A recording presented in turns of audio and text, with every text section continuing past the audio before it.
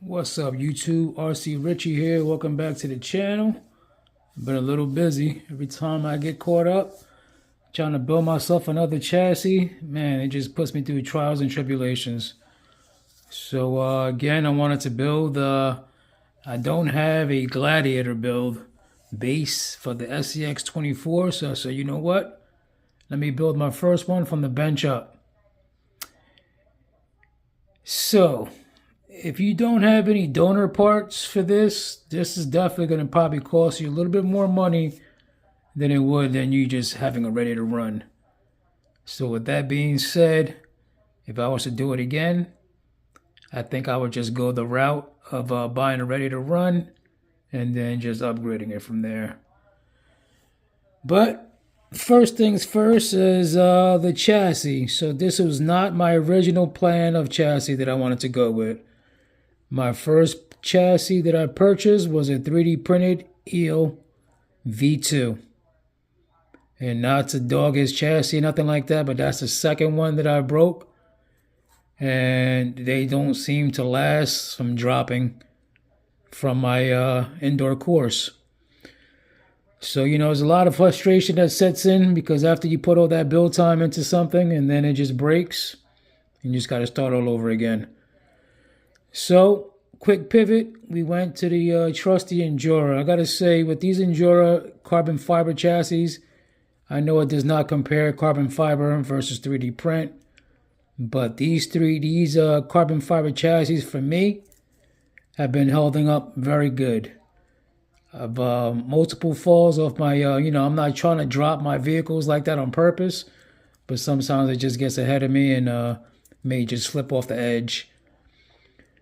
But we went with the Gladiator base Endura. I wanted to get Mia's links. I told myself the next time I go ahead and build something, I do not want to part out everything with the axles and getting extensions and stuff. But here we are, and I went against the grain. So the Mia's axles, if you know right now, are pretty hard to get. It's probably about a 2-week wait on that, and your boy Rich has no patience when it comes to that.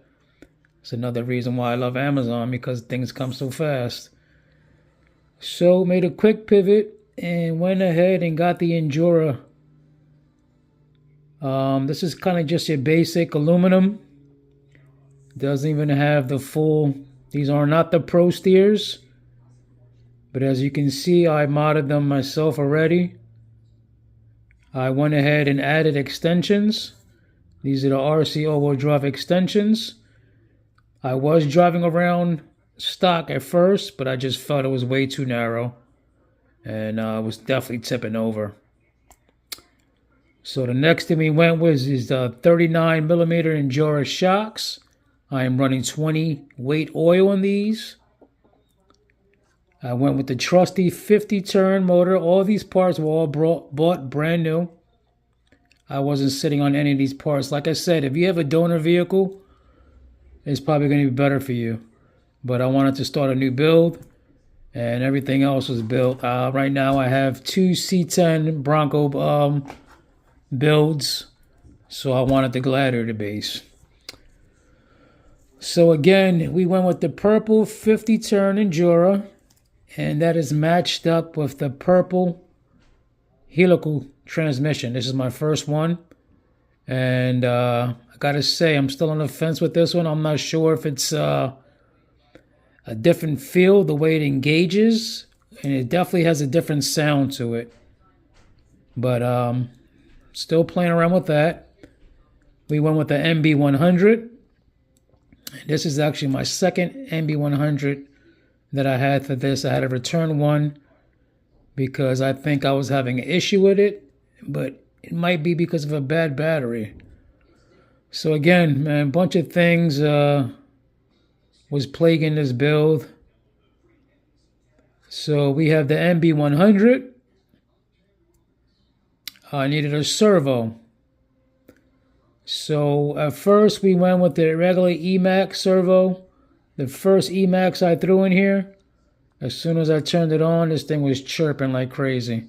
And that's my first Emax servo. Most of the time I rock the Enduras. and I did not like it. Returned that one, got another one. Again, so fast for Amazon, it came the next day. Threw that in, one drop, she failed.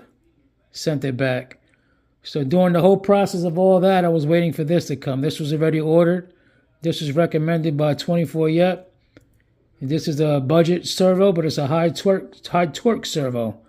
And so far, I got to tell you, the first one I have, this is my second one.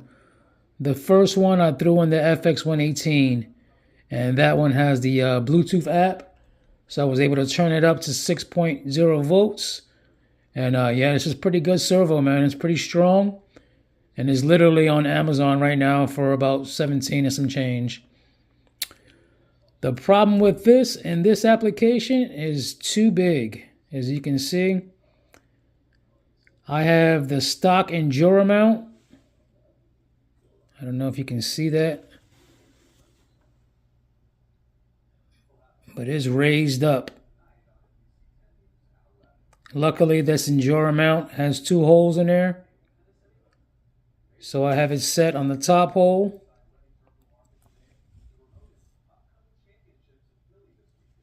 And there's a gap underneath there. So far, so good. But the only problem is now it cocked up the servo a little higher. And then we're also out this way a little further, it seems like, because it's a bigger servo. So with that being said, this servo comes with an aluminum green horn, which is this one, which is painted. But I was running a stock plastic one, and it was twisting big time. So as you can see, I had to put links in here to compensate for the angle twist of it. So every time it turned, it was cocking it. So right now it seems to be working pretty good. These axles are running 23% overdrive. Only bad thing I don't like about these is definitely has a very big pumpkin in the front. I'm definitely finding myself getting caught up already, and you can see I have my scrapes already from my little bit of rocks that I have, excuse me. And I've only got to run this quite a few times, and I just kept on having issues. Another big issue, I don't know if you guys, anybody that's running extended axles, even with my other 2 SCXs, I found the problem at full turn getting binding issues with the wheels spinning. And I found that inside here, there's too much material.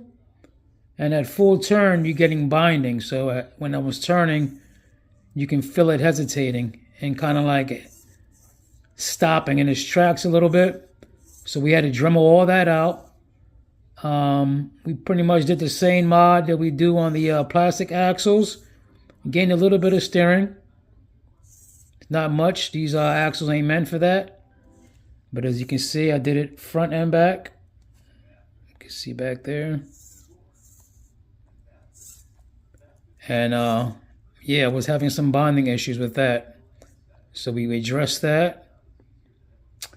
But again, still when I'm driving this, I find it, I don't know if it's the transmission because it's a different transmission, but I just feel it like when I get a little bit of resistance, I have to give it more trigger versus my other MB100. It doesn't feel that way. And I don't know if it's a radio issue, so let me lead up to that. The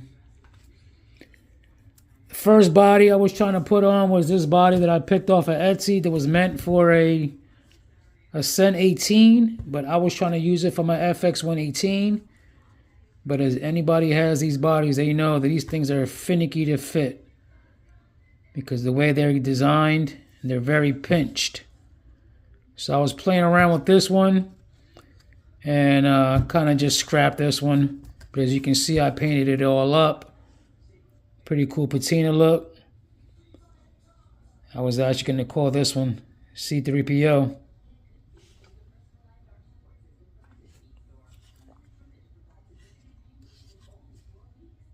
Maybe we'll play around with it again still. We'll see. But yeah, we scrapped that. But in the process of doing that, I created some sliders.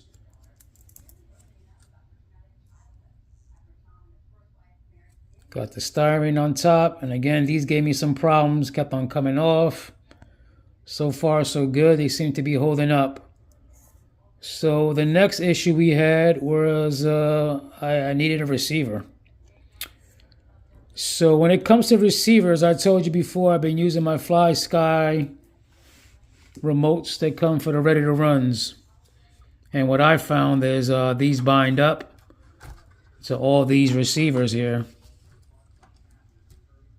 These little 90-degree ones are Fly Sky. And also the V2 SCX24 ESC is a Fly Sky. And I can bind up to this one. So with that being said, I said I need some receivers. I went ahead and purchased 2 receivers online that had the bind plugs, but did not bind up to this. So I said, okay, maybe it's time to get a new radio so I can ditch all these little radios and get me the GT5 Fly Sky. We went ahead and got the Fly Sky GT5. Only problem is, please let me know down in the comments. But I cannot bind to any of these. I guess it's a different protocol. I did not know. I've tried everything, but they are not binding. So now that leads me to still more remotes. You know, I'm going to have to eventually get receivers. They're going to have to match up to this GT5. So again, please let me know in the comments if I'm doing something wrong, and then that is possible to bind up to those. So with that being said, we picked up the GT5. It does come with the, what is this, 6 channel, the BS6. It does have a built-in gyro. You have to turn it on.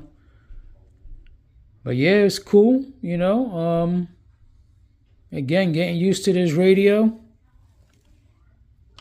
But I don't know if there's like I said, a slight hesitation. I don't know if it's something that has to do with this motor, the ESC, the transmission, but I don't know. So yeah, with all that being said, we had to get an OGRC rear axle truss for the rear. Again, if you don't have any axles, you're going to need that piece.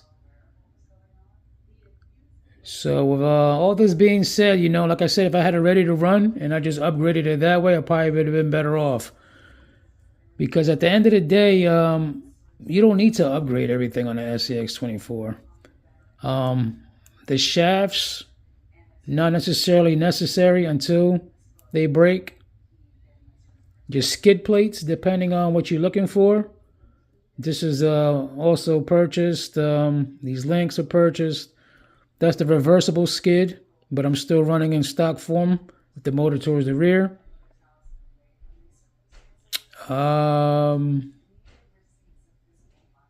Yeah, so again, thinking of a body to run on this, I said, let me see, what am I going to do? Again, keep on, you know, I've been visiting the model kit bodies and visiting Walmart. So I said, you know what? I've been looking at it for a while. Let me just go ahead and get it. So I went ahead and got the new Bright. I don't know if you guys saw it, but it's the new Bright Nissan Frontier body. It's a RC. And here she is. After it's all chopped up.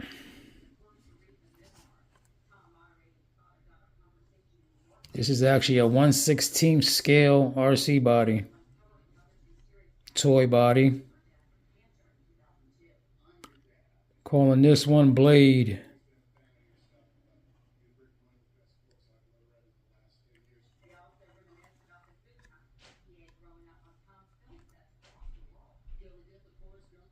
Original color's all white. Had like a bunch of decals on here. I know it's not scaled to the tires, but kind of like the look of the gas cans and the tires back there. Could have possibly taken that out and, did my own thing, but we left it. Sprayed the whole rack. Did 2 paint jobs, 2 different colors with the sanding away. Like I said, it's all white underneath. And we did quite a lot of trimming. I wanted to keep it the way it looked. The way she came, brand new. It has running boards and it has real big fender flares. The bumper comes down a lot lower and there's a front grille on the front too, a bumper Nerf bar. I wanted to keep all that, man, but it just wasn't working. Just had to keep trimming. So this is what we ended up with. This is what I came up with underneath. Basically had to build up some popsicle sticks to get some height in there. It's a piece of styrene at the bottom first to meet the lip. And then kind of just added up pieces of popsicle sticks to finally get my height.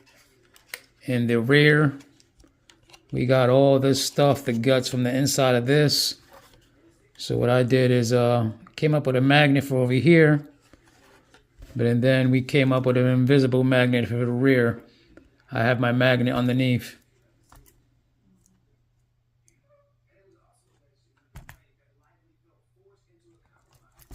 Doesn't make a strong contact, but it's just enough to kind of just keep it guided right there, Think it works. Ideally, I wanted these shocks to sit down lower, but they're on the last position for both front and rear. And I was going to try to mount it to the frame, but it doesn't seem like it was lining up right. So we might just have to just stick to these. Not to mention, these are just 39 millimeters. Anytime you're going to be running your shocks to frames and stuff like that, and you're not going to be using these holes, is because it has a longer travel. So, but yeah, I think she looks good. Like I said, maybe calling this one Blade. Got some fangs in the front. Looking a little vampy. The black and red. But yeah, let's take it over to the course and see how she does, and I'll show you guys what I'm talking about. All right, stay tuned. Okay, we back. Only bad thing is with the remote, I have to put my camera mount on here, and it got it all cocked sideways. So now I'm gonna have to learn how to drive a little different.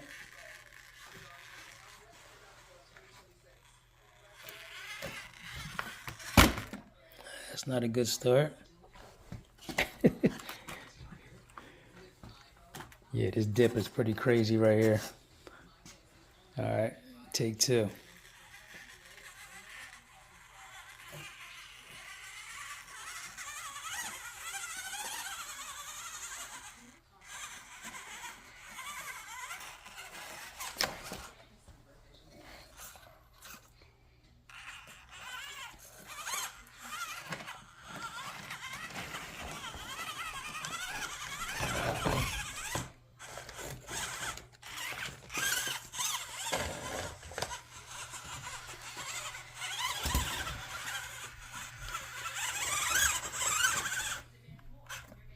See, like that. That'd be like some kind of weird hesitation. I don't get it. It's been bothering the hell out of me.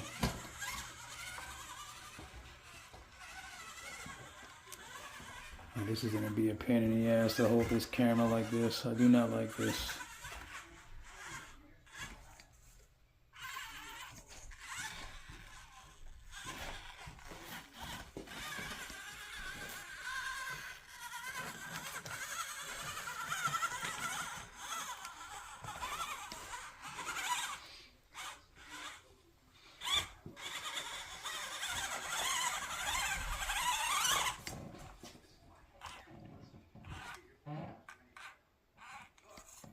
I don't know if I'm still getting some more rubbing.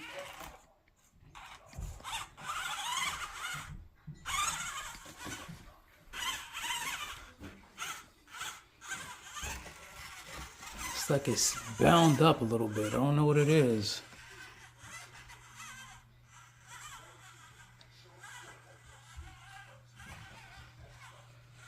This is driving me crazy.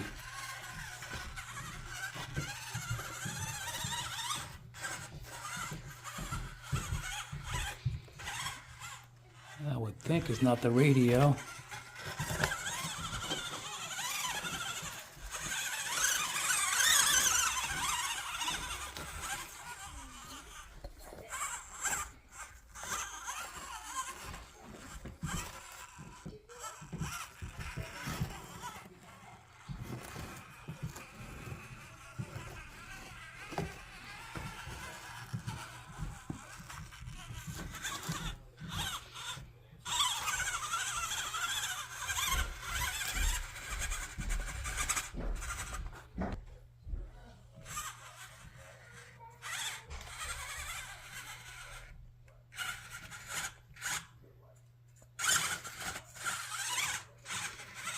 See, like that.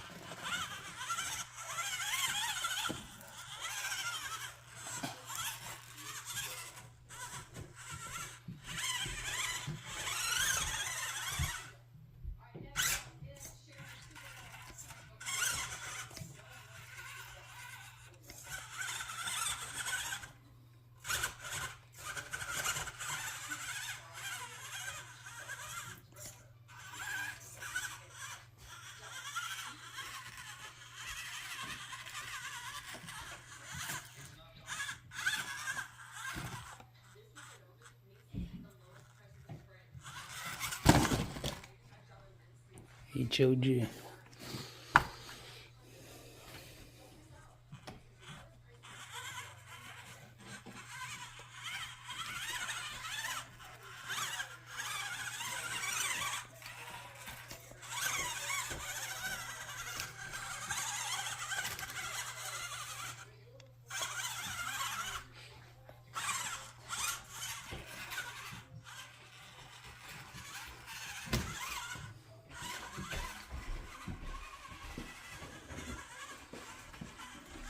Yeah, so I'm going to keep on playing around with this, do some more investigating. But I do not like the way this is kind of all bound up like this. I don't know why it's doing this. But my other setups do not do this. I'm going to make sure everything has free play in it.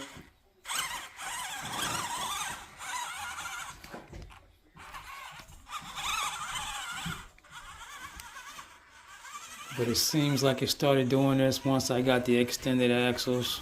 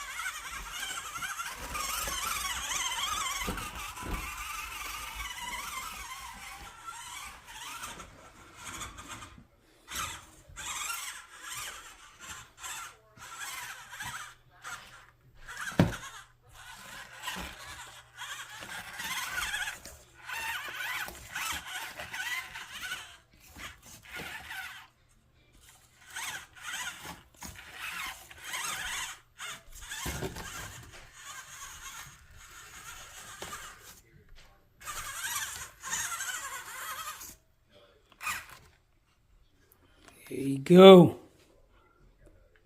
Blade. Our first XL SCX24. And it's a work in progress. I'm still working on it. Definitely got some issues going on. I don't know why, but we're going to get to the bottom of it. But yeah, so far, you know, definitely like the wheelbase.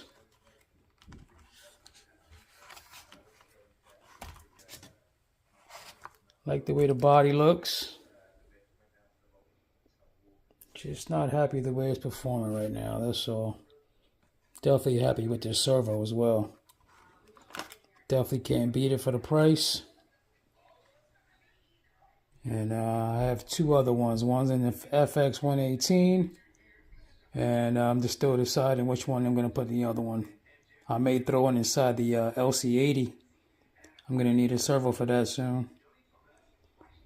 But yeah, stay tuned, like and subscribe. Please let me know in the comments, man, if you guys can help me out with any of these issues you see that I'm having.